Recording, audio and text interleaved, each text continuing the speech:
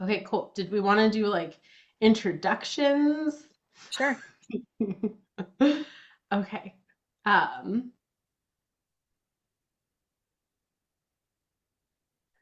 yeah, I guess welcome everybody today for joining us.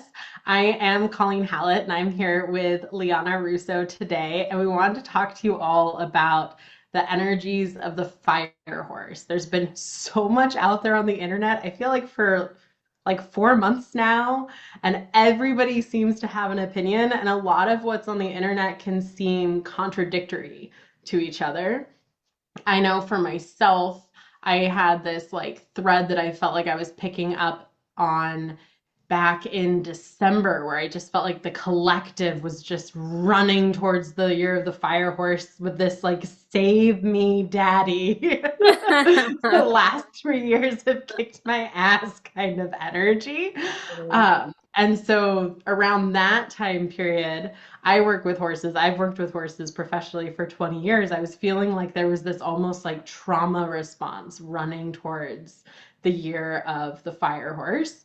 And I was feeling really called to tell people to like slow down, come into the stillness. Here's what snake medicine is. But then I started to kind of counteract that fire horse energy with telling people what the energy of horse is. Horses aren't running all the time. And that's this narrative that now that we are officially past the Chinese Lunar New Year, um, and people are in the actual fire horse energy. I noticed for myself, the energy has not been a lot of standing around, swishing my tail, chewing. It's been a totally different experience in my Yeah. body. Um, but I'm still seeing a lot of this thread where people are saying, like, oh, this isn't what horse medicine is. You're getting it wrong. And what I loved so much, why I was so inspired to connect with you and bring into this conversation, was I actually saw something, a post like that you had commented on, talking about like this isn't horse stuff. And really almost like the energy I get from it is this almost people feel overwhelmed by the power and the magnitude of the fire horse. And so they're like rocking back on their heels and they're pushing it away. And because it feels too much, they're like, no, no, no. I want to feel regulated. I want to feel stillness. I want to feel safety. And safety has been overcoupled with no sensation. So they're like pushing it away. And you came in with this beautiful, and I can't remember exactly what you said, but I immediately screenshotted what you said and messaged you because I was like, wait a second, there's this thread. And I was a little more on like her train of thought because of, the horses that I've worked with. But I also noticed that there was some dissonance there in my system. And you were kind of bringing in this background of kind of the ecosystem, the cultural connection to the year of the fire horse, that it isn't like horse medicine. This isn't horse energy in the way that like our Western culture is thinking of this. And you have a beautiful background being like a traditional Chinese medicine practitioner, doctor. Yeah, so I studied at a school where we did like it was like all East Asian medicine. So I got like Japanese, Korean, Chinese classical and Chinese traditional, which is like the current like Communist Party of China version of Chinese medicine. Oh, I Um didn't know that. oh That is yeah. actually really interesting. Okay. Yeah, I so there's also like want a to know breadth about of it. But that. yeah, I'm a Chinese medicine practitioner. Mm. Okay, perfect. Beautiful. Um, and then it was so funny when I reached out to you and I was like, "Will you like hop on and have like a like casual chat with me because I feel like there's just something here that's so rich." Yeah. Um, and then like I said right before we started recording, I even was talking to a girlfriend earlier today who was like, "I'm just not feeling this fire horse energy. Like I just feel really called down and like there's so much shedding that I still need to do. Like I'm not feeling resonant with that energy." Um, and I'd be curious, like you have a background with horses in real life. You grew up riding. So horse energy and medicine isn't new to you. You had a dream the other night with horses in them. It was the night after we talked and I dreamed about like playing with horses and there was like yeah, it was an interesting dream. Yeah, yeah. So obviously they're very alive in your field as their own medicine. So I'm curious, like, what threads are you seeing in the collective and in people right now that like we're really just missing the point and we're missing the opportunity to like tap into this deeper truth that's here to be worked with, that is the energy of the fire horse year. Yeah, so that's a good place to start. So, like, even taking one step back from like specific horse energy, like the Chinese cosmological, like zodiac thing is a passage through time. So, like, in this, it's like the way that I want to phrase it is that like time doesn't care if you're not ready. You know, like it doesn't care if you still feel like there's more to be shed. Like at this time, what is going to be happening is not shedding. We're going to be going forward. And like shedding will come back later. We will do more later. But this is like where people get stuck in like the what is it called? State addiction of like Oh. I didn't like dredge the bottom of my like the barrel of my psyche and like I want to get to the bottom and I want to feel all the juice As that's if there's down a there. bottom to get to. Exactly. And like the one of the things that my teacher, my Taoist teacher would say is that like time is just it's just happening, you know, like it's how did he would phrase it like um let's see if it's I feel like it just flew out of my head and it'll come back, but um essentially like we're like marching through this progression of time and it's like the energy of time itself is are the 12 animals, you know, Mm. so it's not like ugh there was like something very specific that I was gonna bring like that I was gonna just say but it left my brain so we're gonna have to just move on. It'll come back. It'll come back.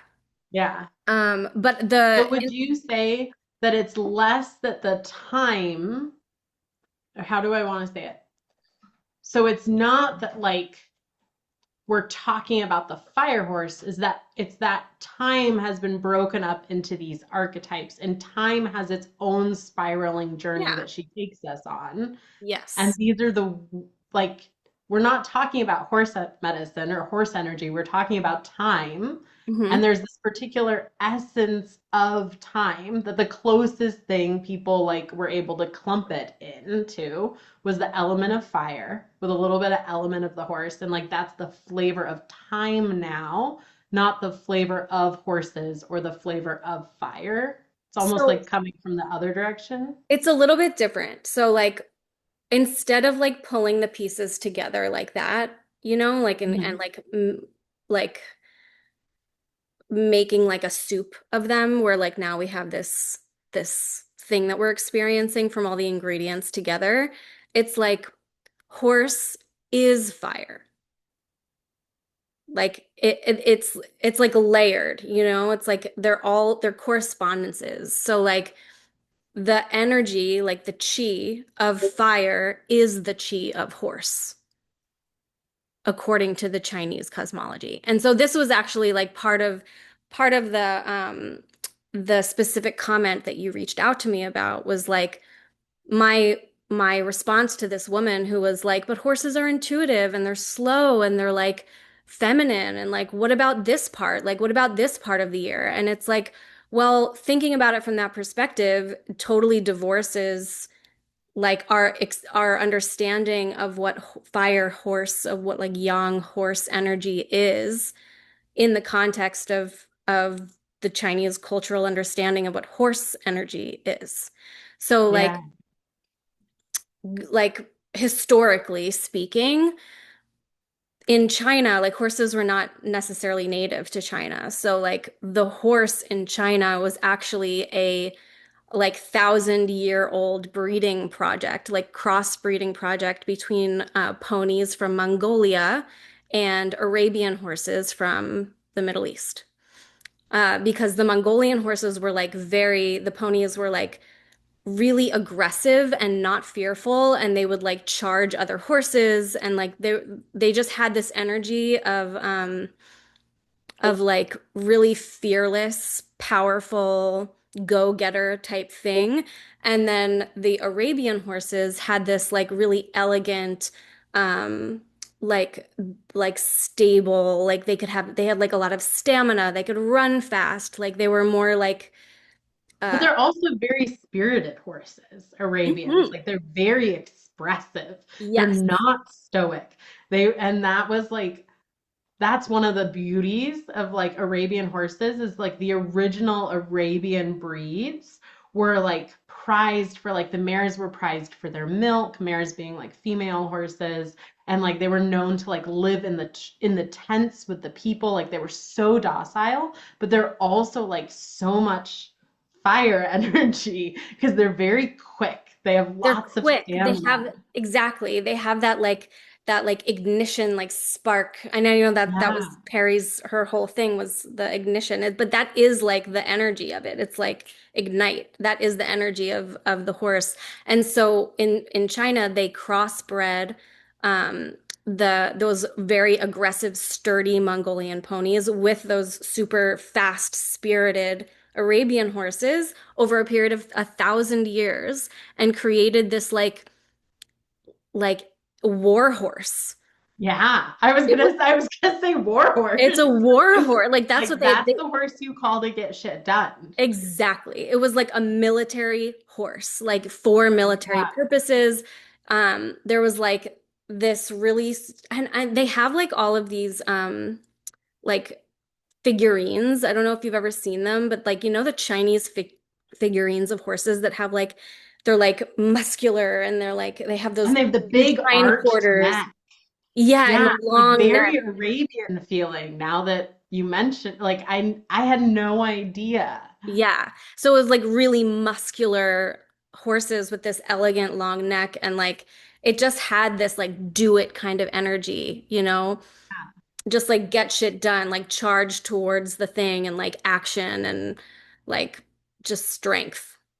Well, and I loved how you were talking about time, how like time doesn't care if you're ready or not. It just goes. And I had a horse, Beloved, who has since like passed away.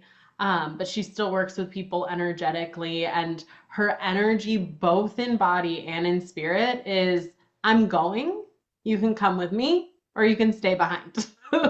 Like Mhm. she didn't ever ask for permission. She was just very direct. Like there was no like I'm waiting to see whatever. Like time isn't like taking the temperature of the room and asking like, "Honey, are you ready to move on?" Like she just went. And that was very beloved. And actually like this thread, I do see it in a lot of horses. Like there was one time where like I really needed to process something. I really needed to drop like all the way down and in.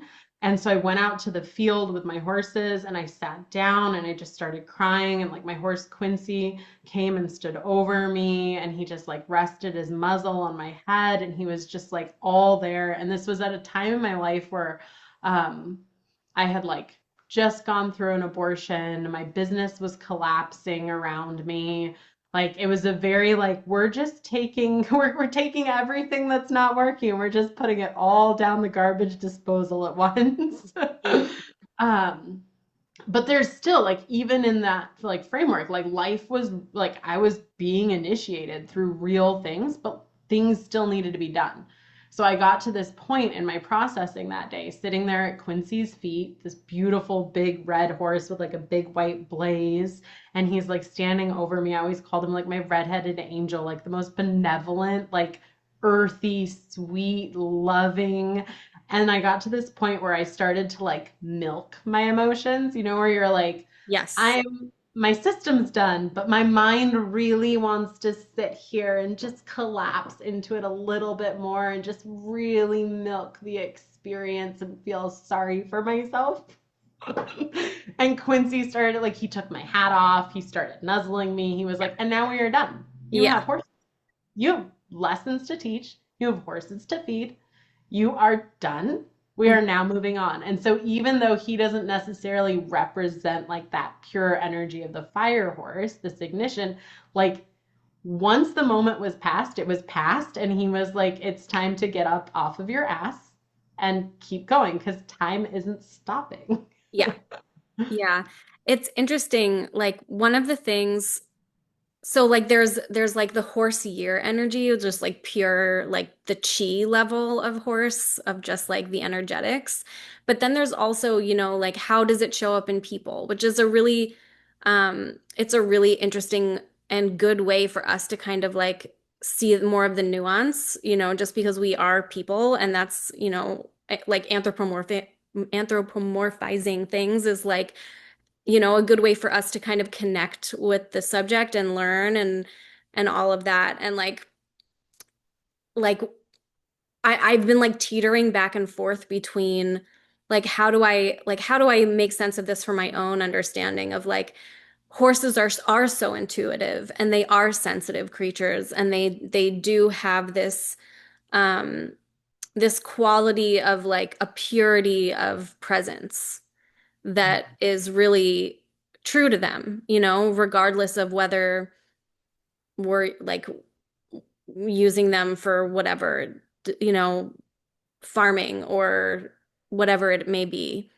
They retain this thing. And as like the Chinese understood horse energy and people, it was like they're not emotional, they're not sensitive. They're like it's very like what you see is what you get, kind of like on like a surface level kind of vibes. Um, but in that, it's not like a lack of something. It's not like a flaw. It's not like, oh, they're lacking depth or like they're lacking the ability to connect. It's just like the way that they connect is through action. The way that they connect is through like working together on a project or um, doing an activity together. There's connection through doing rather than like, for example, with Snake Year, like the year that we just came out of, Snake Year people are very like, they're connected through the depth of feeling, and they're Mm. opposite. Like snake and horse are very opposite energies. And it's like that with the Chinese zodiac signs, like each one, I mean, it's like that in Western astrology too. It's kind of like alternating opposites in Yeah, various pendulum ways. swinging, Hmm. exploring the full range of human experience. Exactly. Exactly. Yeah, and so like for my own understanding, what I'm coming to is like that like purity of presence that horses have is like like it's part of their ability to go forward. Yeah, Like when you are that grounded in your present experience, there is nowhere to go but forward. Like there's yeah. nothing to deliberate It's just the on. next moment. Exactly. Yeah. And I think that that is something that people have a really hard time with. Like the people that are holding on to, I just want to be present. Like that's what they're saying. I want to be in the depth. I want to be present. It's But because they they're don't want to be in like the oh, I'm just rereading a book that I really love, The Tao of Equus. And she was talking about there was a phrase she used, and I wish I could remember what it was, but it was basically like being in the not so distant future or something like that, where it was almost like but the presence that you courses call us into is something that's an emerging, it's a forward expanding presence. It's not like a backwards repelling, pushing the future away. Um, and that's kind of that energy that you almost started to talk to, like the people that like the present they want is the pushing the future away instead of like letting it roll into you. And horses quality time can be standing in a field together, but you're not co-creating anything. You're not like in the dance of partnership when you're there. You're just there. It's not, if you actually want to create the connection, if you actually want to go somewhere with them, there's something that has to be cultivated, some kind of forward emerging energy that needs to be present in yes, order to go somewhere together. You exactly. can't just like lean back and yeah. And I feel like the people that like that are nervous about horse. The ones that I've heard that are like it's not about forcing and it's so masculine and that's so terrible and like why can't we just like be, what about the feminine side of horse? Like all of those voices are the ones who actually haven't cultivated that level of presence. And they think like being in like the muck of their own like I was gonna say negativity, but like they're um like muddy feelings, I guess, or like the Well, I'm like scared of the fire of their own life force, the part of them that can actually like burn away and truly alchemize, not just like forever be in the processing of, but truly exactly. alchemize the emotions that are present and like take that alchemy, like fuel, like ignition, and move from that place, not abandoning it, but Yeah. like we're like Quincy that day where he was like, and you're all done. You're all Mhm. done. Like moping, like, and now we move. Like I was moving forward through that process of stillness and crying. And the moment I wasn't moving forward in it anymore, and I was doing that like whole leaning back, no, I just want to like stay here. Yeah. He Like was they like, will nope. not let you indulge in shit. Like that's the thing. It's like there is no indulgence in the fire horse year. Like no one is like And there's indulgence no indulgence in is not horseback, going to be a part of this period. year at all. Like I have never met a horse that would indulge that like moving backwards, exactly. sinking down in, I'm not willing to meet true presence, which is the marching on of time. Yeah. The only time I've ever seen a horse like really resist forward movement is when the person that was trying to make it do something was not present and missing the moment. Yes. Yeah, absolutely. And one of the things that I really like when people were talking about like, it's so masculine, horses aren't like that. I'm I come from like the like bowels of the horse industry. Like I have taught like when you're a trainer, you see the side of things that like no trainer will ever let you see in their program. Like I have seen trainers that people love and adore and think walk on water, do horrific things to horses when the clients aren't around. I have had candid conversations with trainers who have told me very openly that clients are like mushrooms. They do best when you keep them in the dark. Like, just there's the horse world is a microcosm of like everything that like is ready to be all the kinks Yeah. that need to be cleaned out in the collective. Yeah.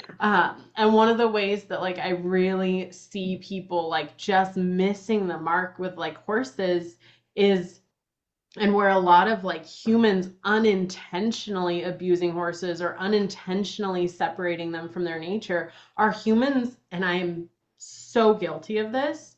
Like humans that are scared of their own life force can't allow their horses to be in their full expression of their own life force, and so we end up using draw reins and painful bits. We end up like keeping them in the stalls and very regimented schedules, and like we're boxing them in because we can't handle what we can't handle in ourselves. And I got a literal one of my horses is like super fire horse energy. Like he is so much fire. I don't have papers on him, but like he has to be an Aries. Like he is just and I love him to death. His name is Templeton. And last year I was like in this spot where like I was just feeling really financially stuck and I wanted to go into collapse, but I also had this big opening to like step into and like put my big girl panties on. And I was doing that like I wasn't following time or the energy or doing that like meeting the emerging present, and I was trying to backpedal. Um and like I have two other horses. Like one is very yin and like I can just like think about what we're doing. We're just always connected and like he's always just like in the flow with me. And I had forgotten to treat them all as individuals. And I was from my mind wanting to have this certain relationship with him instead of being able to see where he was at in his system and where I was at in my system. The truth of like horses, like I loved when you said that horses are they aren't associated with emotion in like Chinese medicine, and that makes so much sense to me because horses don't make emotional faces. Like they don't go into emotion. Like it's just behavior that is, this is what it feels like to be me right now. Mm-hmm. It's not, I'm kicking you because I'm mad at you. They're like, nope, this is just what it feels like to be me right now. Mm-hmm. Um, and so he like had his head down. I had one horse who was getting her feet trimmed. I was in my Lala fairyland. And he had his back to me and he was eating some grain off the ground. And granted, there's layers to reality, right? There's like the layer of like he went into a true trauma response, Mm-hmm. right? But then there's also the layer of like, I really needed my ass kicked because I was doing the whole sinking down and in, right? Like there's ways that we get set up by life. And so in his absolute perfection, I bumped into his hind end and he just flew backwards into me, pinned me up against the wall and was kicking me so hard he was lifting me off of the ground. Oh my I God. got a literal ass kicking. Oh my God. And when I walked away from it, like luckily I just ended up with I forget what it's called, but like where the muscle gets like basically hardens because the trauma was like so Mm. uh severe. Like yeah, Like lots of fibrous. swelling, lots of yeah, just bad, no fun textures, lots of therapy, Oh, lasers, and like rubbing all of that out and yeah. everything. Um, but there was just this thing that I just felt in my system where like that I received from him, which was like, you need to get the fuck up. Hmm. Like it was like the part in me that wanted to collapse under the weight of the responsibility he had no space for. Yeah. There was no, oh, honey, I know how you feel. I'm gonna take care of you. Like, it was like, you have fucking responsibilities. I am at your mercy. You are waking the fuck. And I had to sit with that for months. Like, okay, like what's the thing that was like really like flashlight trying to shine on me that I'm like not seeing here that I need to like I had to really get down and like find some stuff on that journey. Yeah. Yeah. And from like in within the horse year, like getting shit done is curative. Like it's not just like meeting the energy where it is or like going with the flow of the year. It actually is curative. So it like restores something in the energetics of your own like individual system to have that lesson of like get off your ass and do the next thing. Yeah. Oh yeah. I've been making lists of everything that I'm like not facing right now. That I'm like I need to just start. Oh my gosh, yeah. I have like so many things. So we both met through Perry Chase and her work. Yeah. She did this amazing ceremony in December, which was like going through the last 9 years. Mhm. And there was one question she asked, like in this last 9 year cycle, if you couldn't change the outcome, what would you have done differently? And I loved that question because it allowed no space for the perfection of like, this is how I would have fixed it and made it all better and made it more palatable for my system. It's just like, if nothing could have changed, what do you wish you had walked away from? And I very clearly was knew that I wanted to fail faster. Like I want to take quicker action. I just want to do the thing, even though it scares the shit out of me, even though there's no guarantee that it'll work. Like I want more data from failure. Like Yeah. I just want to do it because that's where you get the most experience and the most data and the most like pile of like, I'm gonna keep this, I'm not gonna keep that. Like you can start like checking. You don't have anything to work with if you're scared to even do the thing, Yeah. right?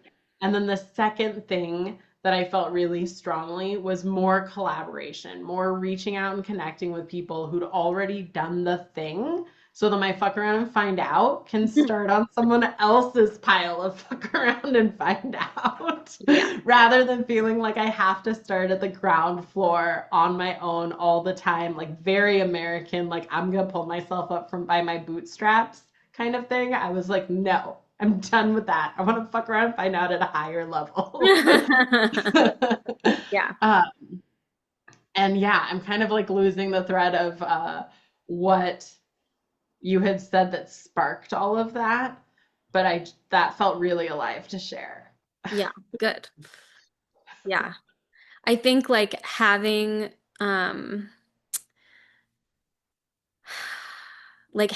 lists like that is, I mean, that's like I feel like part of what was going on last year was making lists like that of like taking inventory of what do I have, what needs to go, what can stay, can anything stay? I don't know, it was like that kind of a year, which like if you're holding on to anything really kicked your ass. But um this year is like a stop making lists and start crossing shit off your lists kind of year. Yeah. Oh, I'm only making lists to cross things off. I'm making lists because I have this funny little habit that I've noticed where, like, if something feels out of range for me, I remember to do it, I forget to do it. I remember to do it, I forget to do it. Like, I play peekaboo with myself where I'm like Mhm. hiding the thing because it's too much.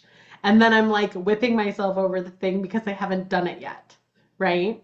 And so the list building that it feels like right now is like I'm putting this here so that I don't turn away from it, so that I start taking the action on the things rather than like I'll get to it when like the money comes. I'll get to it when like the circumstances are right. Like how do I just start doing the thing? Yeah. Failing faster. Failing faster. That's like definitely fire horse energy. Okay, Fail cool. as fast as fucking possible and then like whatever, do it again. That's like another thing about the horses, like from in the Chinese astrological context is that like they're unremorseful. You know, Oh yeah. like But horses in something. real life too. Like Yeah, have you no, ever exactly. like It's when like my if horse there's Wesley one time, are you familiar with the like the act of like pulling a horse's mane to shorten it? I don't think so. Okay, so like I'm from like the jumping world, right? And we want these cute little tiny braids. And so we Hmm. want a mane that's about 4 inches long. And so traditionally, what we do is we have this little comb called a pulling comb, and we brush the hair down, then we back comb it, we wrap around at the length we want, we wrap the excess hair around at the length we want, and then we pull, which cuts some and pulls out the rest. Oh my gosh. And I would grew up with people telling me the horses don't have nerve endings in their manes, which is not true. How could it possibly be true?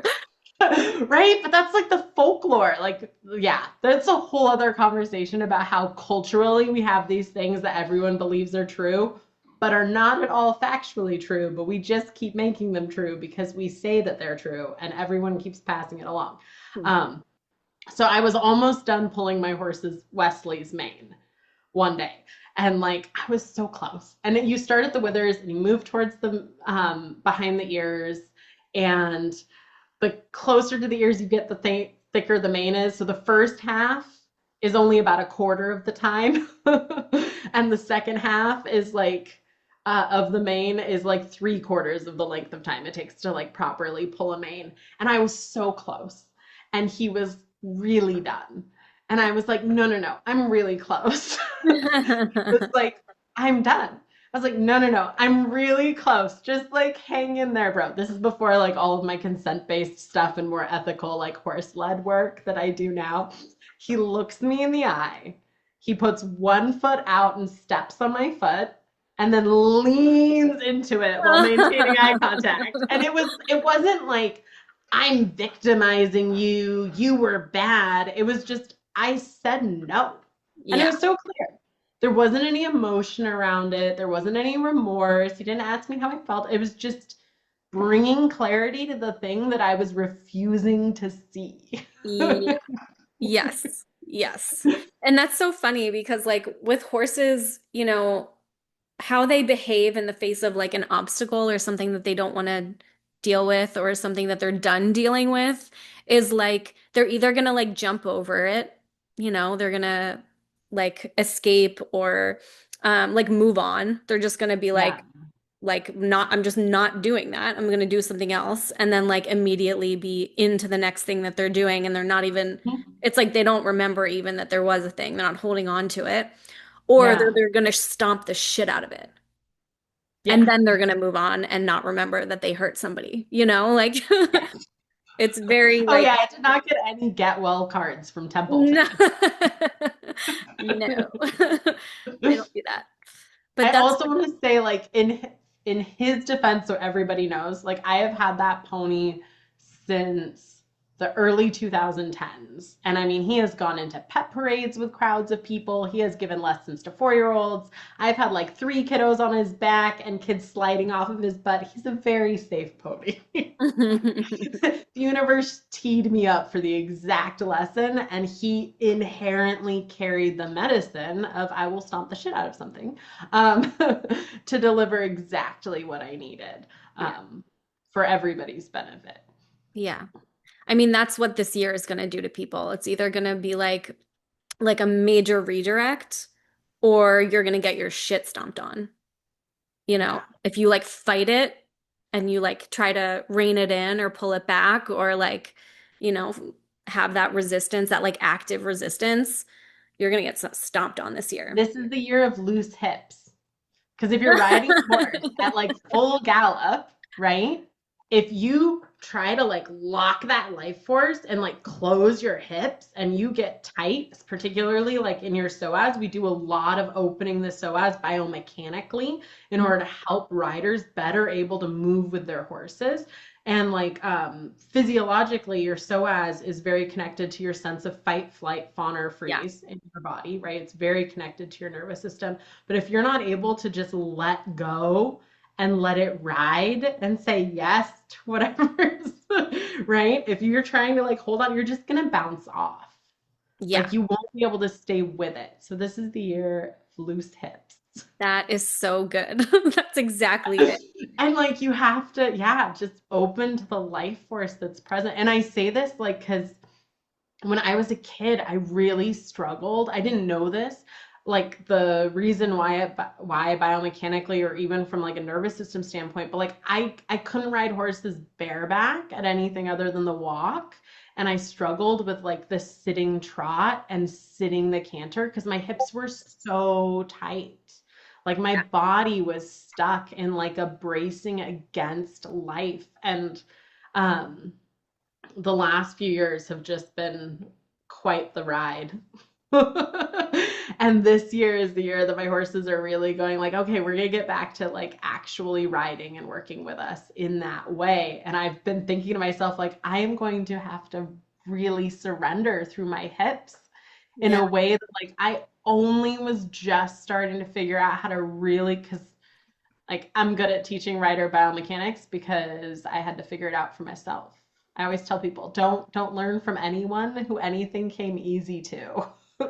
Because they don't know the steps to get where you want to go. They'll just tell you like, "Oh, you just do it like that." It's like that's not helpful. Supposed to feel like this. Yeah, you just sit there and it happens. No. Um and so like I feel like my horse Beloved who passed away, like it was really with her back in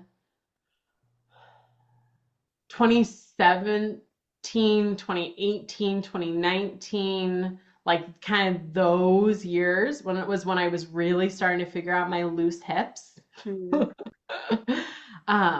And then, yeah, especially the last 3 years, like I've noticed like a lot more tension being held there, a lot more resistance to like softening down and in. And that's really if you want to like not fall off the horse, you have to get into this space where it's like there's like a surrender and a containment because you have to surrender to how their body's moving. But if you go full limp noodle, you also just fall off. Yeah. Well, it's so interesting. Like that makes me think like, well, there's a reason that like before horse we have snake. You know, we that a Yeah. snake is the energy of surrender. Like it is the energy of being stripped and in a way that there is still form, right? Like the snake sheds its skin, but it still has containment.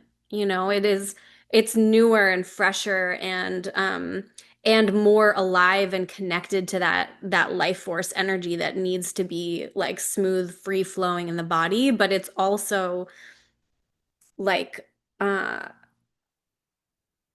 like it's the way that I'm like feeling the energy and seeing is that it's like it drains out of you. It like drains everything out of you. You know, like you're forced to surrender Mm. like all of the things that you thought that you were in that snake year, like the snake being that like super psychic mm, um like morphing energy of like the primordial, right? Like it takes you down to that level of nothingness and like void, and then from that place we get that fire, like we get that yang energy, that like if you have cultivated that surrender and you let yourself become more fluid and allowing of that life force, then you get to ride the fuck out of that horse with those loose hips, you know? Yeah. Okay, so I want to ask you because this is like we're Fire Horse Year, that's like the collective. But within this, there's also individual like years that we can be tracking through on the Chinese cosmology, right? So this individual year is a fire yang horse year. So there's For 60. like for a person, like if you were born in the year of the snake, is Then yeah, I mean, you'll have like a different experience, like yeah, based on, slightly different flavors. yeah, different flavor, but like it's All still ice going to be, cream, but a different flavor. yeah, exactly, exactly, exactly. Yeah. Yeah, and I don't know actually, like I'm not super familiar with like what each zodiac sign would like per year would be, Yeah. you know. Okay, so why do you think, because the internet, how that works, why do you think out of all of the years we've all been hanging out on Instagram and Facebook, why, and nobody, like no one last year was like, we're going into the year of the snake, guys. Like, I don't remember a single post, but like people are like, it's everywhere. Yeah. Like it has just completely, I have my own ideas as to why. I have also noticed this. Yeah. Yeah, I think like, like halfway through snake year, we're starting to be like, oh, it's a snake year this year. Like, let's talk about snake and shedding. And because, you know, like especially in the online, like spiritual feminine space, like snake is a very relatable archetype and it's similar. Like it's similar enough to what our like associations are of snake in our culture. It's not like intensely different um mm, than the Chinese understanding of it. So it did, I mean, people still did start talking about it, and especially towards winter time, which is like really the season of shedding and all of that anyway. Like I did notice a lot of people talking about snake energy, but I do think it's very strange that like why is everyone and their mother like having some sort of opinion or like writing a post on Instagram about the horse year? And I think like I'm curious to hear what you have to say about it, but like my in like intuition or like my gut feeling is like I have two things. Like on one hand, people are really have like a lot of trepidation about this energy and they're like really trying to reconcile with it for their own like egoic understanding and like what they want it to be or what they're afraid that it's going to be and what they're going to have to experience this year after a full snake year of not of Like I gripping. got my ass kicked. I need to Yeah. really manage the shit out of how this next year goes. Yeah, and a lot of people got their, I mean, I got my ass fucking kicked last year, but I fully surrendered to it. And even in the surrender of it was like the hardest year of my life for sure. But I think people, a lot of people really gripped last year and like through the forced shedding, they were like they tried to keep their identity and they tried to keep their things and their life and their idea of what should be and what they should be. And because of that, I think going into this year, which requires, like you're saying, that those loose hips and that ability to surrender and like having been stripped, what are we going towards now? Like, what's the next thing? I think people are really feeling very scared that that they're going to be forced to do something that they don't want to do, you know, and that's what I'm seeing in a lot of the posts is like, well, it's a like it's too forceful. It's too forceful. Like that's the language that I see women using about it. And it's like it's not Oh, the energy is a fucking freight train. it is a Like, force, but it is yeah. not forcing you to do anything, you know? Like those are two different things and I feel like people that are afraid of force, of like that energetic life force are the ones that are really struggling with this. Okay, I have the most important thing I want to share right Yes, do it. now. So there's been this like pendulum swing in the horse world, right? Like there's Okay. the old ways we've done things. There's and I walked this path. Okay? There's the like using bits and riding crops and if we use kind of like a most people aren't gonna understand this language, so I'm gonna have to explain it a little bit. In operant conditioning, right? There's positive reinforcement, negative reinforcement, positive punishment, negative punishment. It's not negative and positive, good and bad. It's positive and negative as in addition and subtraction. So positive punishment would be kicking the horse when they don't listen to you going because you're adding punishment. Positive reinforcement isn't good reinforcement. It just means you're adding something that's reinforcing. Negative reinforcement means you take something away that maybe they want. Positive punishment would be, or negative punishment would be taking something away. Um, so within that framework, most of the horse world exists in like the horse human relationship is a lot of positive punishment. It's a lot of like making the wrong thing hard and the right thing easy. Well, you're doing that with a lot of forcefulness, right? And as you start to like for myself, like as I started to get into my body, I started seeing all the ways that that wasn't in right relationship with the horses. We were overriding their sovereignty. We weren't giving them choice. We were giving them it's going to be painful if you don't do it, or you can do it and it won't be painful. Right. But there was no option to not do it. So then I went like fully the other direction. And I think this is where the current like equine world is starting to go. And of course, when the pendulum starts to swing, if you start swinging towards ethical horsemanship, start swinging towards more consent-based horsemanship, more embodied, more heart-centered, the other side goes further. The other direction. So things like everything that we like have kind of been quietly putting under the rug or not seeing as a problem in the horse world is now getting like all these social media posts on like the abuse in the Olympics. Mm. It's not a Summer Olympics year, but like that was a big thing 2 years ago during the Summer Olympics. Um, but what I've started to notice, because I've already like swung around, is this whole ethical direction is we're taking the force to create something out of the horse, and we're trying to take them to the state where they're always regulated. They always feel good. They always feel safe. We never take them out Like of range. gentle We never, parenting.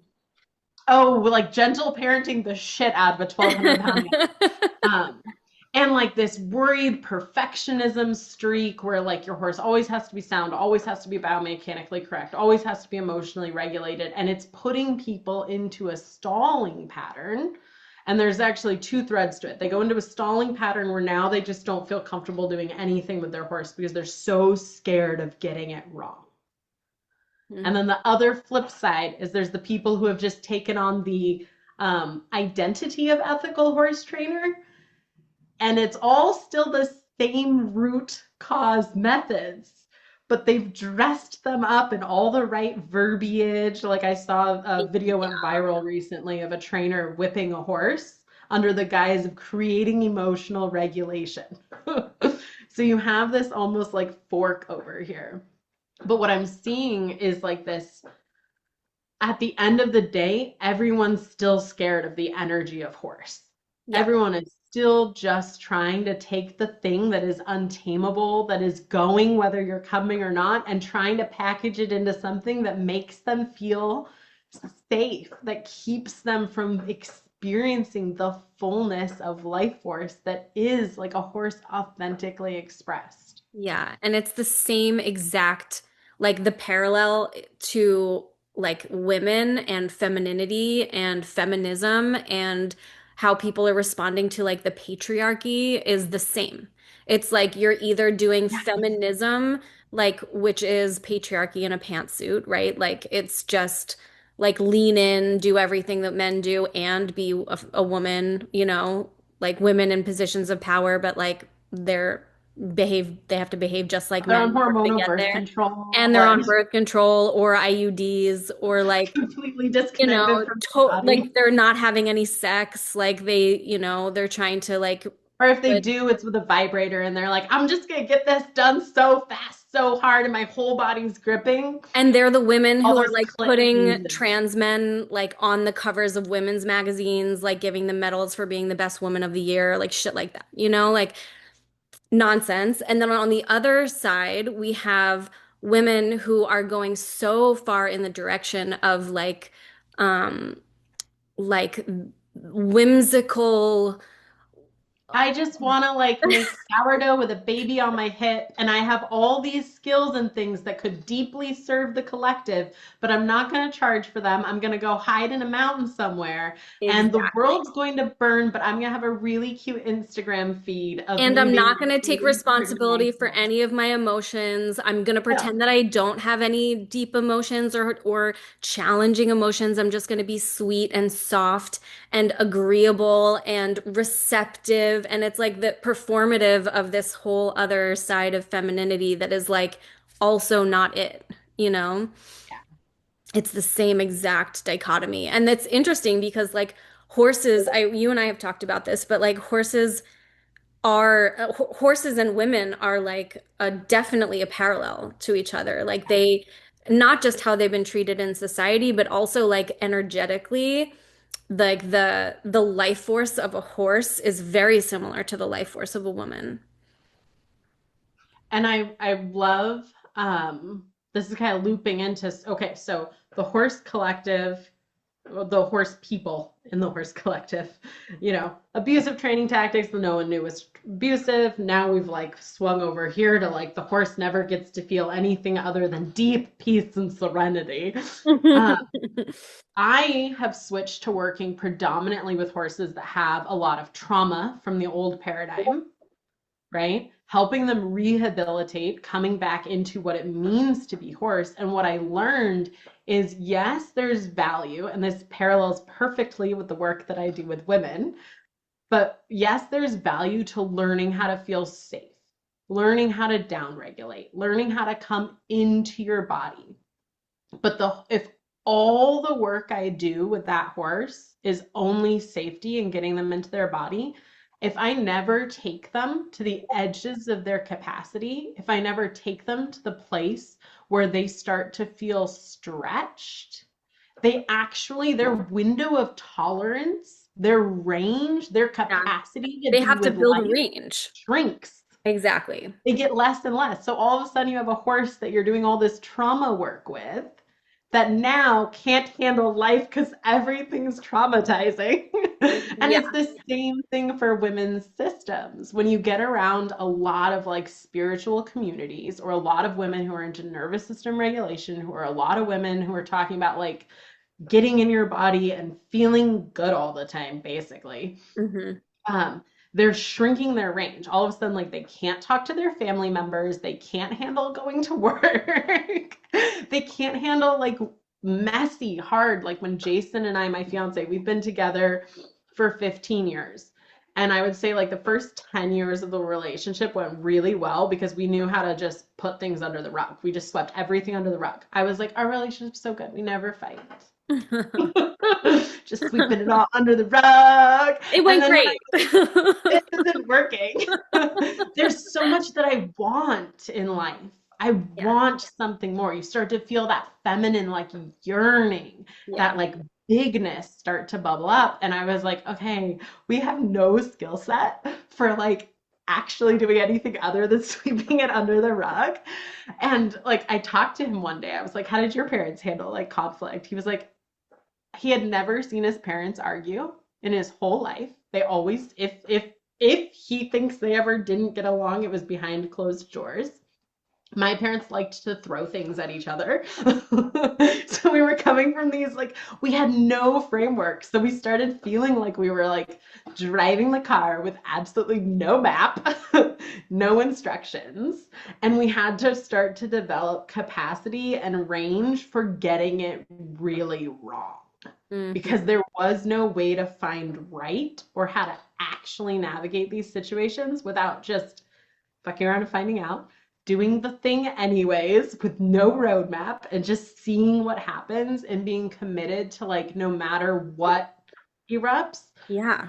we're gonna find the U-turn to come back and be like, yeah, we still like each other, we love each other, we're here. We have no fucking idea what we're doing. No one taught us how to do this. Yeah. Yeah. It has to be messy.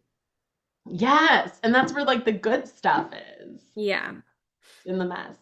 So yeah, I loved that the pendulum swinging, it's definitely in the horses and the human world.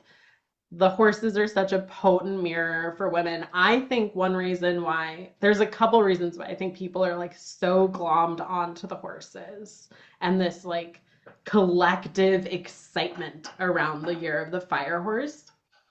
In my own work, what I've been recognizing, horses, like physical horses, they're getting more sensitive.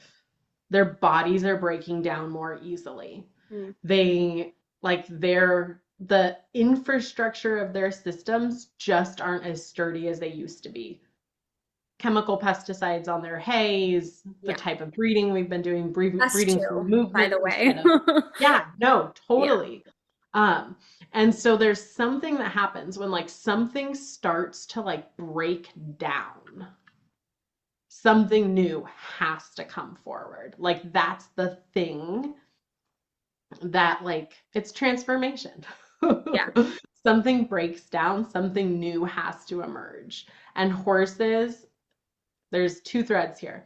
One is there's this like ancient saying that like when humans decided to step out of relationship with the natural world and being in right relationship with the natural world, there were three animals that volunteered to walk humans back: dog, cat, and horse. The horses are going under in the same way that the collective and our culture is going under right now. Hmm. And the horses, like some of the women in our sphere, are waking up and saying, like, this doesn't work. Like, my whole business started falling apart and getting shape shifted by the deep feminine current of life because there are fundamental things, patterns in our psyche, patterns in our way of relating, patterns in our way that, like, we work with horses, but even outside of horses, that just inherently, if we keep doing that, we're just adding kerosene to an already burning fire. Horses as a collective consciousness work are like rising to work and meet with the collective consciousness of humans because we can do this work together. We were never designed to do this. Like I loved when you were talking about like and I think this was in our conversation, but how like the year of the fire horse doesn't exist in a vacuum. Like Right. horse is yang compared to cow, which is very yin, but like there's like other things that are more yang that then make horses feel yin, and that it all exists Yes. in this it's relational. It's It's like it's relational. Yeah. inherently relational. Like we can't like the system doesn't make sense outside of the relationships between what is yin and what is yang and what is Yeah. fire and what is water, you know? And that's, I think, like humans have tried to pretend like we can exist outside of that ecosystem that is Earth for way too long. And there's lots of animals that are kind of collectively trying to bridge humanity back. But horses fill a very unique space because your dog you don't only own because of what it can give you and how it can perform for you. Right. Your cat you don't like chuck the moment they come up lame and you can't ride them anymore. Like, oh, need to go buy a new one. Horses uniquely hold a place in society to reflect to us the areas that we are inherently out of right relationship with ourselves. Yeah. That I that's like a beautiful thing to say. And like that is also I think one of the reasons that a lot of women right now are feeling so called to participate in like this fire horse like schematic is because there is this intuitive understanding of that. Like on a like human DNA level, like how we have co-evolved with horses and like the like soul to soul understanding Yeah. between humans and horses that like we are connected in this way, even if we're not doing, if it's not like on a conscious level, that like there is something here for us both, like to be like symbiotically, like synergistically, like facilitating for each other. Yeah. Well, and that's the thing. You can't just take a horse that's had a lot of human trauma and just turn it out in a field. I was talking to another trainer and he was talking about how another someone who's more in that ethical vein, how he had a horse that had lived in a stall its whole life. And so when the owner put it out in a pasture, the horse kept running back to the stall. Right. It didn't know how to horse. It Yeah. needed somebody to be like, you don't get this stall anymore. And help reintroduce the concept of like co-regulation. I also get a little bit irked by all the people out there that talk about like horses as healers and like the heart resonance field of horses and how medicinal horses are. And I'm like, yeah, only the horses that are horses. The horses that have not fully integrated into their horse form, who are still living a synthetic lifestyle, that do not have connection to their own, like, I talk about the gentle human body a lot in my work, but like the gentle horse body and the wisdom that is their body when they fully inhabit it.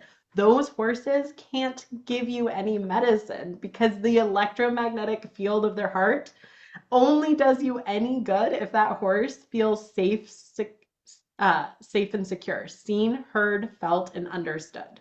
Yeah. If that horse does not feel seen, heard, felt, and understood and isn't embodied, the electromagnetic field of its heart is only going to dysregulate you. So you can't just like show up and be like, horsey, save me and make me feel better. I mean, it's the same thing with human beings, right? Like, for example, I mean, I went to acupuncture school 4 years, 10 years ago. It was a 4 year program. So like I went, the people that I was in school with, I got to know them pretty well, you know?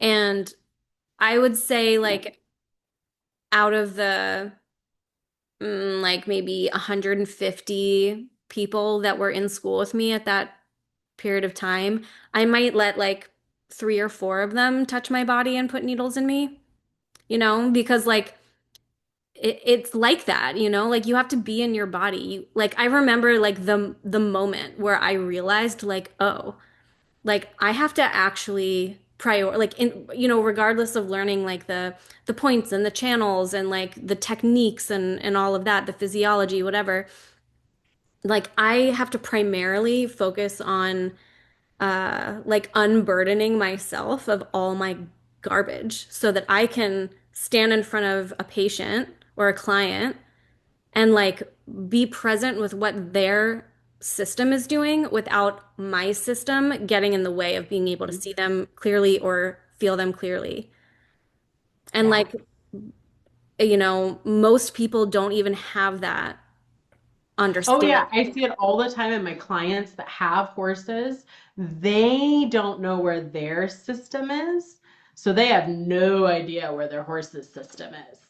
So Exactly. they are projecting things on their horse, like um, someone recently, oh gosh, like one of the most common things is like, oh, I'm trying to decide how much I want to edit myself.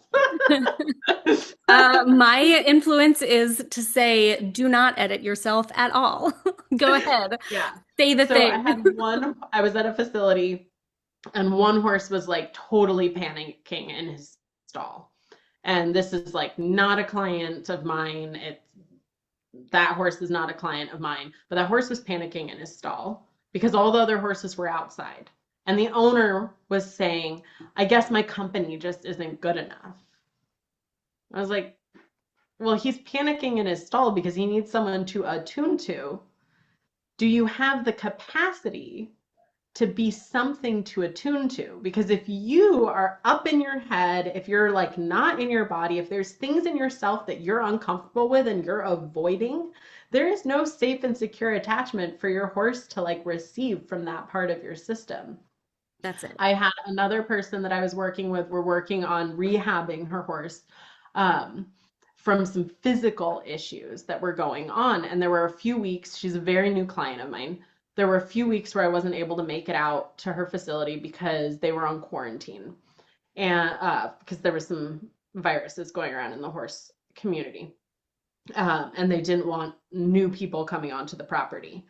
And when I came back and I saw her again, she told me about how her horse started shaking his head a lot. So she thought that he was in unbearable pain and she had gone on a doom spiral, thinking that maybe it was time and she needed to let her 5-year-old horse go.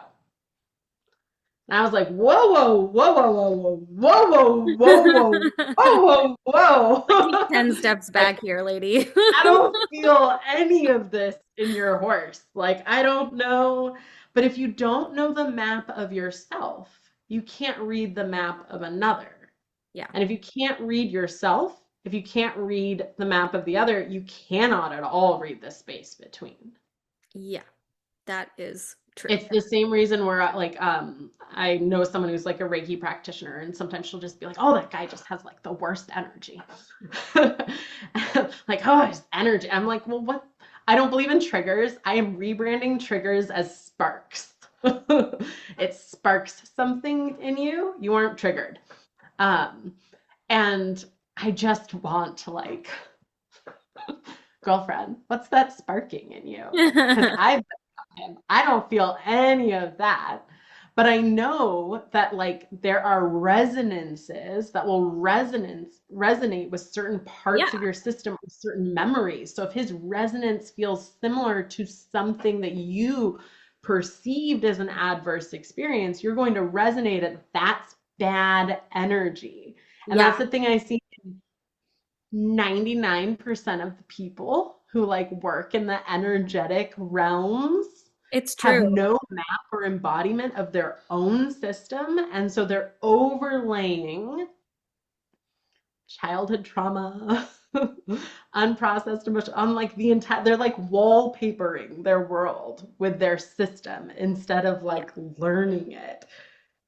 And like And not it's just in it. learning it, like also dismantling it, because it's Oh yeah. all just layers of identity. None of it is actually like inherent to who they are. It's just like the experiences that they're holding on to because it's their precious pain that shaped who they think they are? Yes. Yeah. Yeah, I'm currently like I've had this edge with my own herd recently where when I go out there, there's like so much in my system. And I'm just working on like showing up to the mat and just trying to practice showing up to the max. That's the first thing is like to any dismantle, like you just have to show up first. Yeah. You can't sort through a toy box that you aren't even willing to walk up to. Yeah. And I know Or the if priorities you're there were like, just that's me, their toy box, that's not my right? toy box. I Oh, only I feel could this way totally when I'm show in up to the the presence of field. horses, so like it must be theirs. Right? I could totally show up to the field and just be like, oh my God, my horse. Oh, actually, this is a great example. Years ago, I had a horse, Beloved. It's funny that she's coming up so much, and it's not funny at all. It makes perfect sense because she was the first one that was like, so you're going to take our work online. And I was like, I don't know how to do that. And she was like, that's okay. It's a good thing you don't know how to do that. It'll make it easier for you to stay out of our way. You just need your fingers to work the internet because we have hooves and your marketing skills. And I was like, oh God, okay, cool, cool. It's perfect that I don't know what I'm doing and you will use me for my fingers. um, but she was starting to have seizures. And this is like very early on in me thinking about outside the linear framework of just medicine as like Western, I was starting to dip my toe into the woo because I was very anti all of that and like fuck yogis and like weird spiritual people. Like I just had like no space for that in my world. I was like pure logic and reasoning and doing all of the things. I have a Capricorn stellium. Me Oh too. no way! Yeah. They're like all my transpersonal things, but like I think 4 or 5 Capricorn placements. Okay, nice. So you totally get I do. that. I do. Yeah, that's where I uh, started from. she was having these seizures, and I just had this inkling that there was something more than just the call the vet out, you know. And so I connected with a girlfriend that I knew was a little more on the woo, and she like worked with horses energetically, and she was gonna come out, and she was going to teach me how to do like a healing on Beloved. And I was like, okay, cool. That's awesome. You can come out. You're going to like show me how to do this thing. And the day she was supposed to come out and do the thing, she was like, actually, I can't make it. I'll just text you the instructions and you can do it. Okay. And I was like, oh God, okay. And part of it was like tuning into her spirit. And she said, just like imagining her like popping up on a TV screen in front of me, you know? Um, and I decided that doing it at the barn would be like too hard. What if clients are trying to talk to me? Like I needed my container, I needed my bubble to like figure out how to do this. So I like went into my like room, a meditation room in the house, and I was like, I'm going to like follow the instructions that I wrote down, and I'm gonna do the thing. And this is before like again, this is like so early on me like being connected to anything woo. And I tried tapping into her and it was like all of a sudden like so much static and noise and it was like so loud and overwhelming and I instantly shut that shit down. And my first response was, "Oh my God, she's so broken." There must be so much going on, so much wrong. Then, identity digests it for a few days. And then I was like, oh, I think I'm that. I think that was me. I think I am so broken. Just a lot of static in your channel. It needs to be cleared out. Right? Months later, finally start working with a mentor for like the first time ever and like one-on-one. And we start practicing like connecting to our channel. And I realized that I had just tuned into all of the channels simultaneously. I tuned my channel no direction. And so the first time I tuned in, it was like turning on the TV to one channel instead of every radio in my house, all of my televisions, like all on different channels simultaneously. Um, and all in all, I think that's just a great representation of how we make it them or Yeah. we make it us. And we usually get stuck in one of those. Yeah. We get stuck there. Yeah. And if you're working with people, like something that I have uh like it's taken me a while to, I mean, like I've been working for the last 10 years, but like it's taken me a long chunk of that time to like come to this place where like my energetic system, my channel is stronger than the people that I encounter. The like 95% of the time, occasionally I'll work on someone that is like very well developed, has a huge system.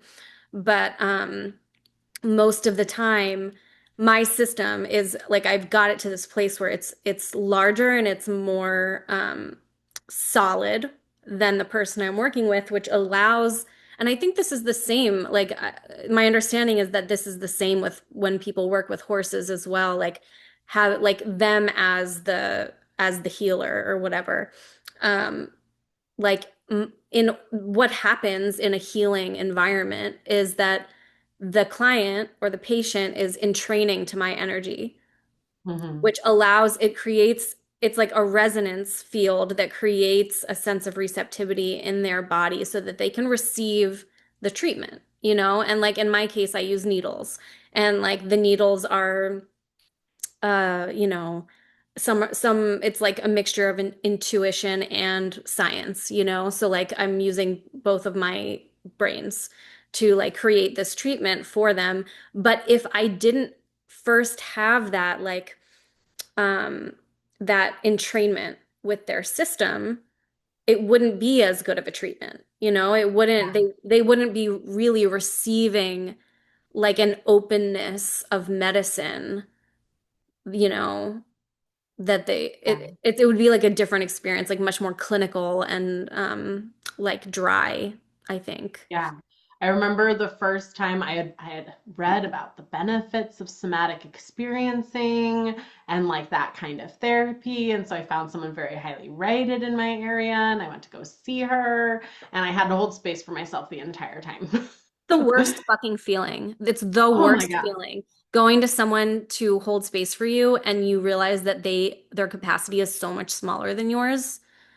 Ooh, It is it's like fucking heartbreaking. I think that is like stepping into chrysalis with Perry is the first time that I have been surrounded by like people who like undoubtedly Yeah. have, I don't even know what the word would be, but like my system has no problem dropping down and in because it is just so held and it's bulletproof, which also freaks my system out a little bit because she's like, what the fuck? We've never had this. That was like the thing that had me work with Perry initially. Like I had never felt like anyone could actually hold me and see me at the same time Yeah. and like take me all the way through. Like I had tried to get all the way through that chrysalis process multiple times in my life, and there was always at some point where the person I was working with dropped me because they couldn't hold me through it. Mm. And like this was it, and it's like I think Perry described it one time as like the land of big women. Yes. That's what Oh it my God, feels because their like. systems are like Huge. enveloping. Yeah. Yeah. Like you're yeah, and it's a combination of being held and being seen at the like there is nothing that isn't held or seen. It's mind like I didn't even know it could be this good. It's like And really like good sex. oh yeah, no, my brain was totally dude, the first time I had sex, because I grew up like very Christian, very like I had a promise ring. I was gonna like wait until I was married, blah Wow. blah blah. Can't The imagine first that. time I had, yeah, I did not. First time I had sex, I literally like my boyfriend at the time left the room, and I called my best friend at the time, and I was like, I understand why they don't want us to do this. I had the opposite experience. That's so funny that you say that. Like, literally, the first thought after I had sex for the first time, which was like with my boyfriend when I was 16, and like I loved him, he was very nice. But like, the literal first thought was, this is what they tried to protect me from. Like, it was just like, I was like, I I don't was like, understand. it's so good. I get why they told us that it was bad. Like, don't fucking eat the fruit Oh from the my tree. God. I was like, I think we're gonna need to try that again. This can't be what it is. Oh my God, I love that. I'm so Honestly, glad like that your experience was so good. in retrospect, it was probably good just because I had nothing to compare it to. And I was very open. Like I had really, yeah, I was very fortunate to have that experience. It was the experience that I soul signed up for. I don't even want to label it as fortunate because, like, I think no matter what experiences we have in our life, there was a period of time where, I, like, I couldn't do anything with my relationship with my mom. Like, I just knew that it was just gonna be this way. Mm, And so I got to this point where I was like, when she dies, we will have a beautiful relationship. mm. And I found like it was like full surrender to her being exactly who she is as a human. And like coming around on that other side of that, I started to go like, fuck, like what a gift she was my mom because she made me this woman. Like Yeah. I started to see all the gifts from like everything that wasn't right, wasn't good, that had felt like really traumatizing to my system. So like while in casual conversation we say things like, I was really fortunate to have a good first time having sex. I'm like, no, it's just like that was the medicine I was here for. Like that was like some key, some little thing that I needed to pick up, just like having the mom that I had and the dad that I had growing up. Like those were also like I fucking chose this. I remember very early on in my healing journey Jason, my fiance, coming to me, he had read about how we choose our parents and we choose our life. And like I was like, we do not. I did not choose that childhood or those parents. Like I was like vehement, like his enthusiasm, I was like, I am squashing this right now because it like destroys my version of reality. Like Right, I did not choose this.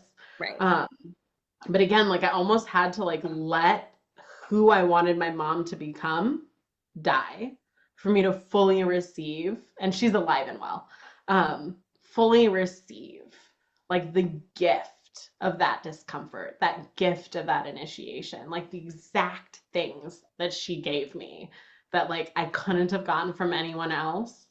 And I wanted that experience because I wanted to be this woman on this journey, doing this life in this exact way. Absolutely. uh, That's so, really is there beautiful. anything? I know we covered a lot of real estate, We which I did. We did. love.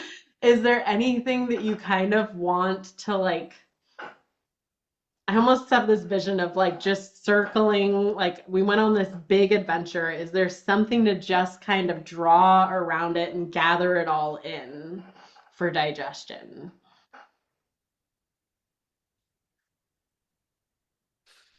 There's something around like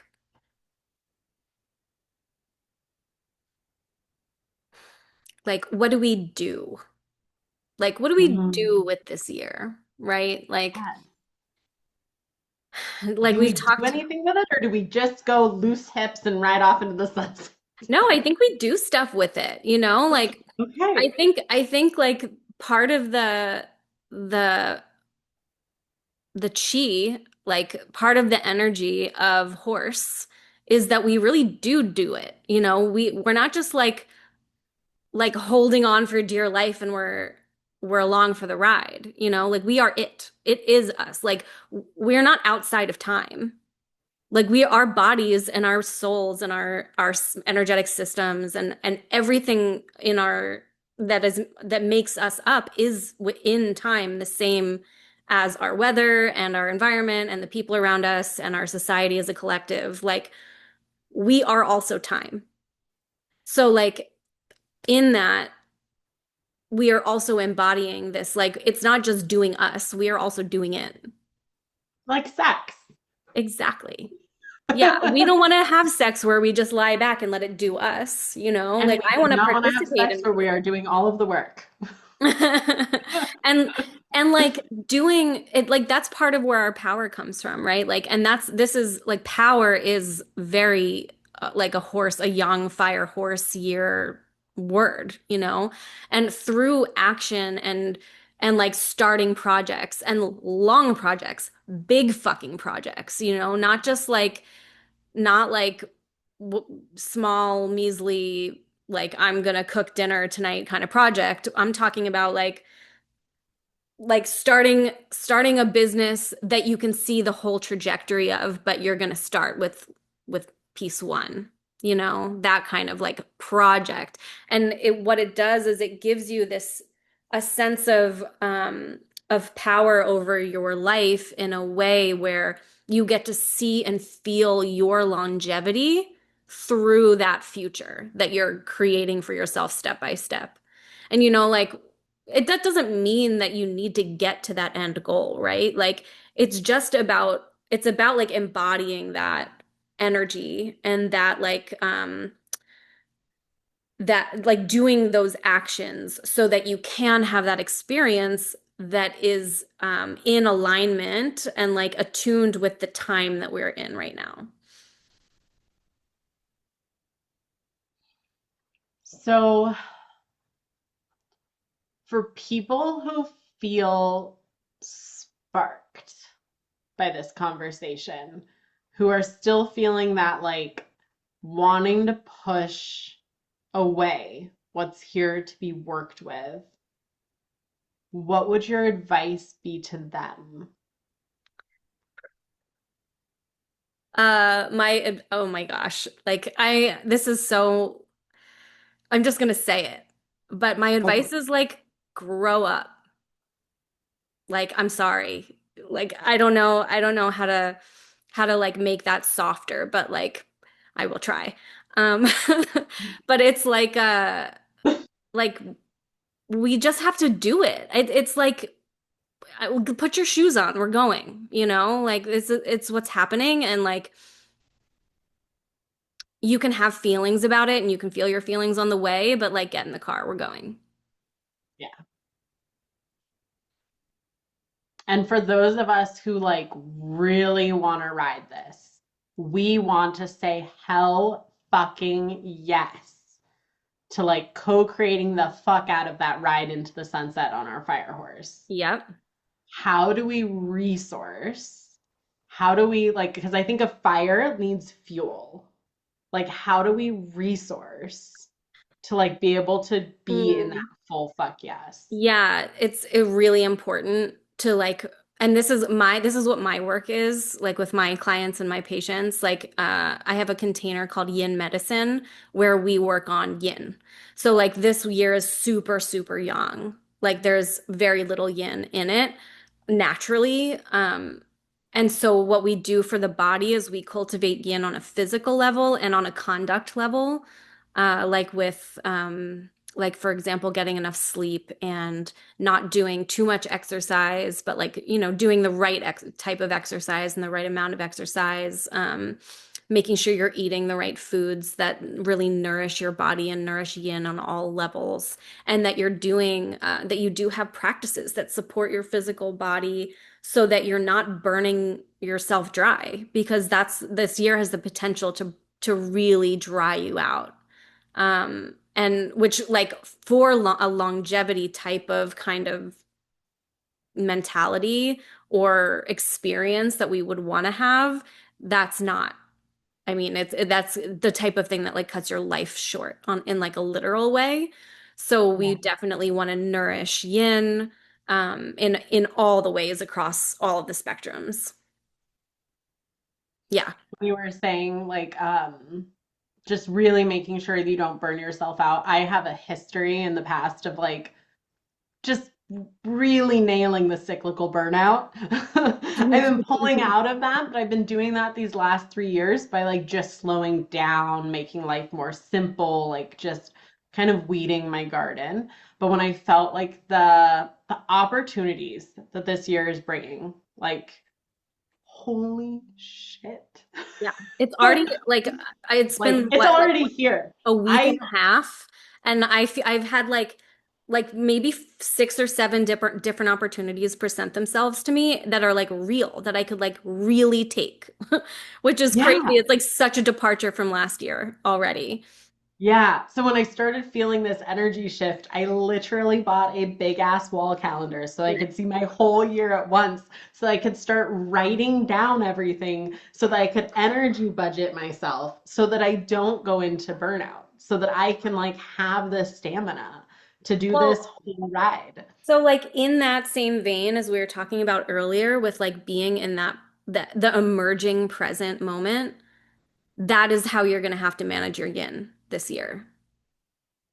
Like it's not going to be like foreseeing like okay, in 3 months from now I'll take a month long rest, like it's Oh going to yeah. have to be like in each emerging moment, like being really present with your body and really present with like your emotional state and your energetic system and what it's doing and what it's requiring so So that it you can really keep that sounds like forward momentum. it's like in order to be in the yang, you have to be in deep relationship with the truth of the yin. 100%. Like there is like yang without yin is just a flame that burns itself out right away. Like yin is the structure, it's like the coolant, the lubricant, like the grounding force that anchors the yang and allows it's like the wax part of the candle. Mm, Like it's what yeah, allows it to burn for such a long time. Like the more yin there is, the longer the yang will sustain itself or be sustained. yeah. Okay, yeah, I love that. That has been so alive. Like bringing in the structure of like the wider calendar and making sure that I'm looking long, but everything else has felt like I only know what brick I'm laying down in front of me next.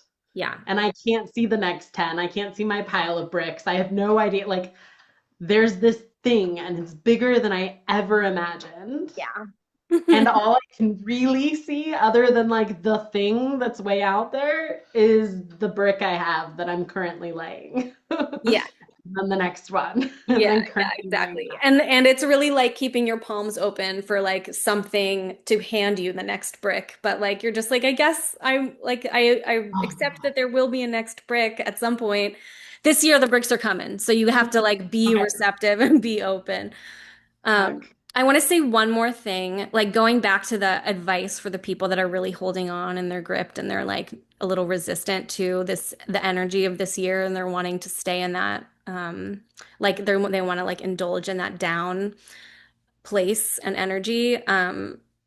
I also want to say that like the thing to do, I mean, like I did say grow up, and that is the advice, but like the advice is to really cultivate presence with yourself. Like that's what this whole year is going to be. And so if they're leaning towards this like more gripped, like closed, wanting to stay small kind of energy and not be propelled into this like massive, expansive, young, powerful thing that they think is scary or like not feminine.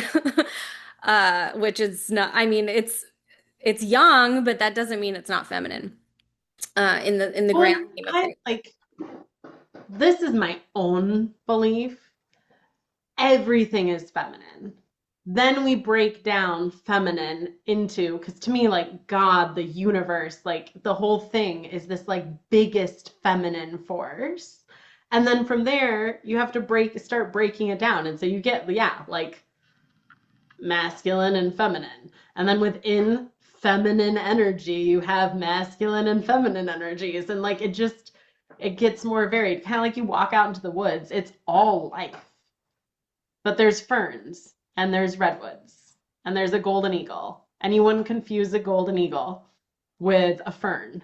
Right. But it's all life expressing itself. It's all life emerging from like this bigger thing that we're all a part of. That to me, like ultimately is the feminine, like the feminine current of life itself. It's interesting. Like, I want to speak to that. Let me just finish what I was saying Yeah. just about the specific advice for those people that are like holding that resistance.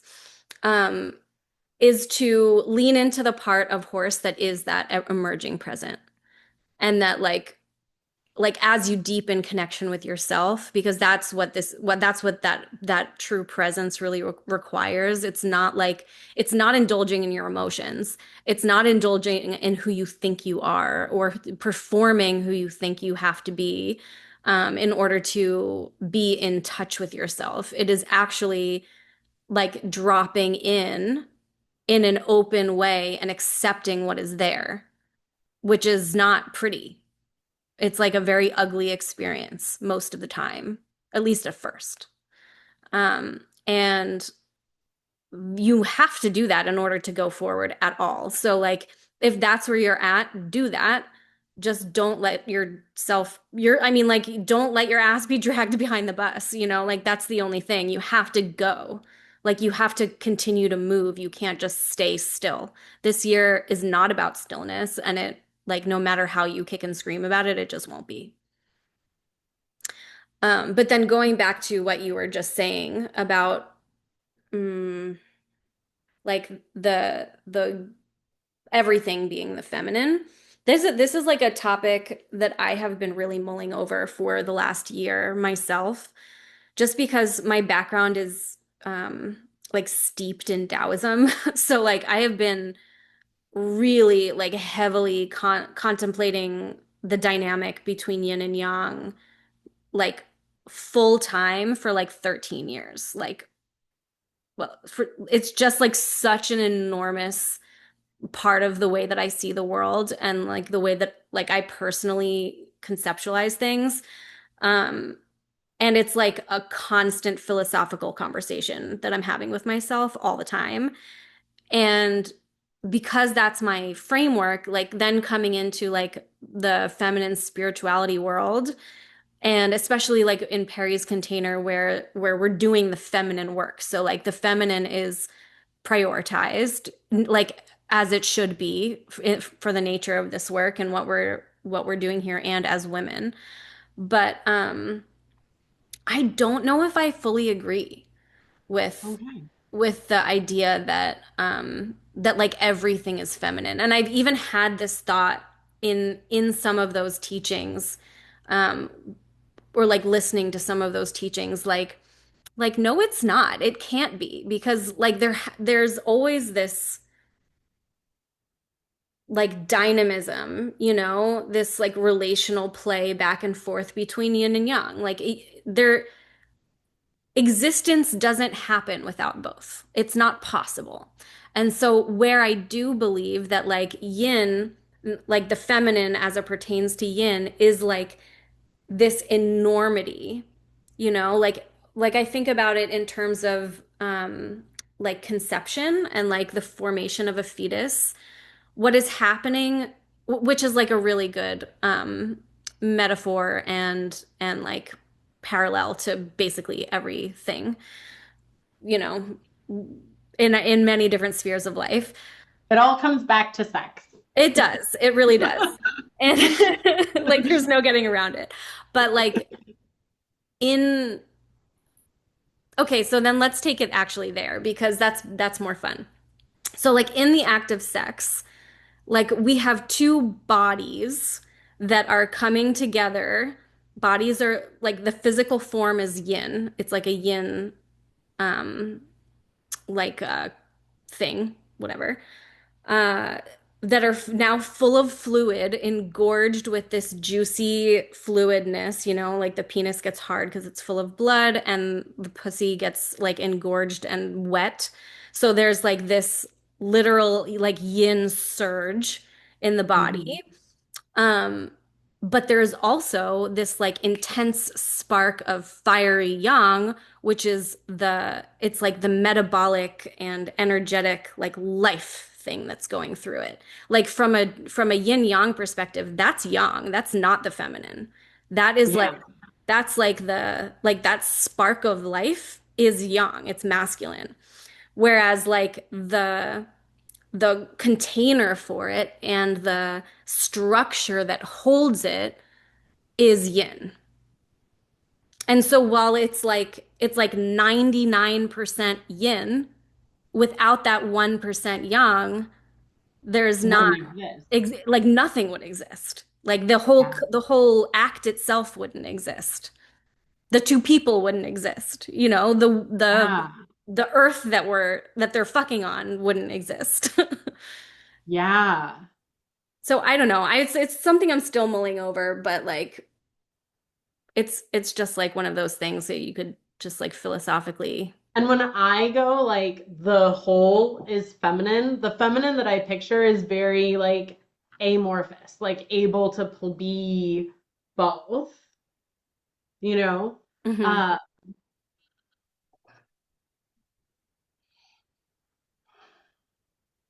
yeah, oh my gosh, this is a really good conversation. I want it to never end. I'm I like, can know. we now talk about Shiva and Shakti? Because it's just I bringing so much like Shiva in that stillness. And I love that you keep talking about yin as being the form, as the container, because I have never resonated with teachings that talk about like the masculine holds and like the masculine leads and all of this. And I'm like at least with horses and people, like if I just come into the field with like the horses and I am like I have a direction we're going today, but it's not informed by like where everybody's systems are actually at.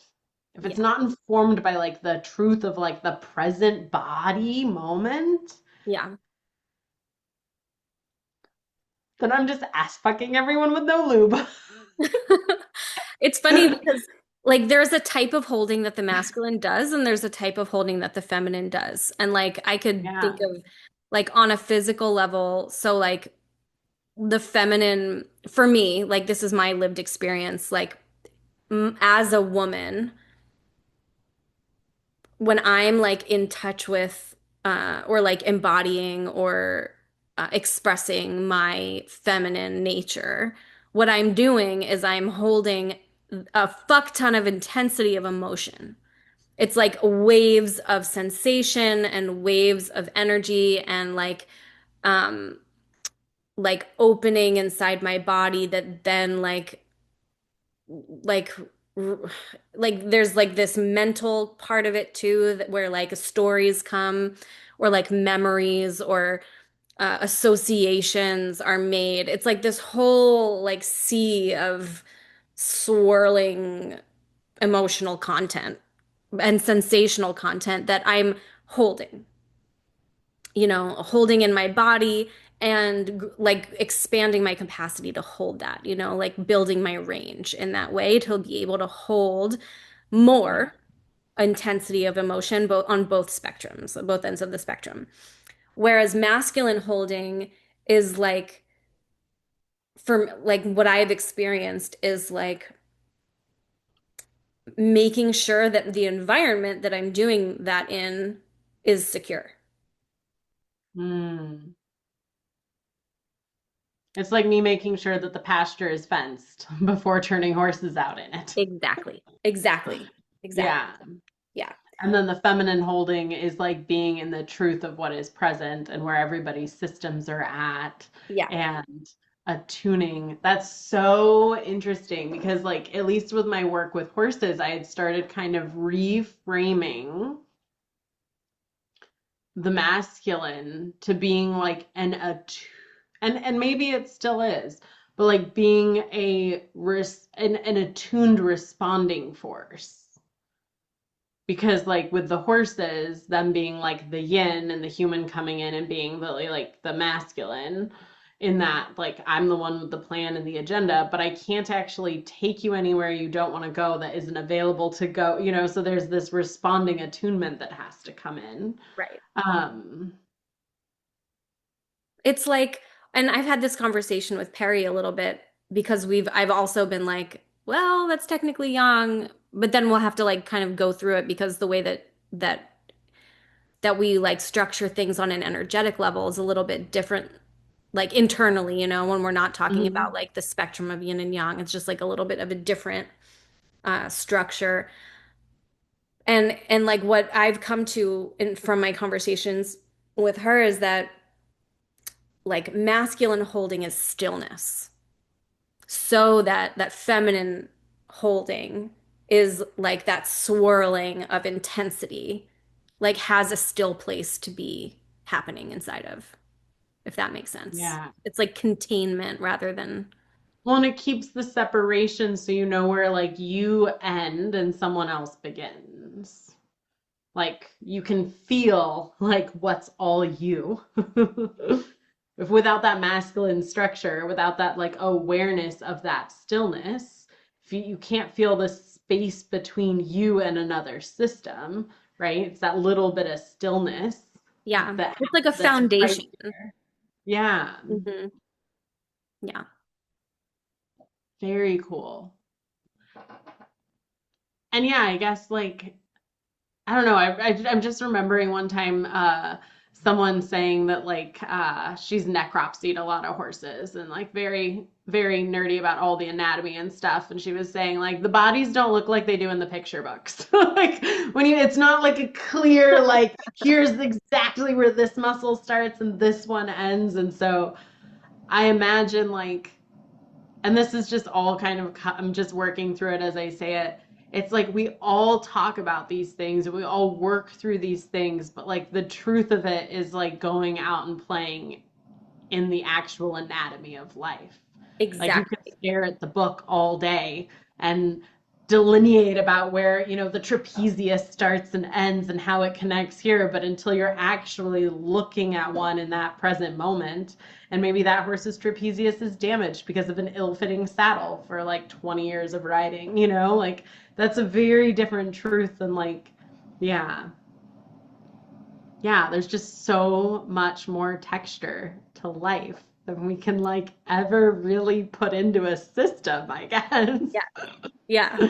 And to like kind of like bring it full circle, like this is why we move through time and we don't let ourselves get stuck in any particular, like in the chi of any particular time, because we need to experience all of it, you know, like it's cycles for our own good.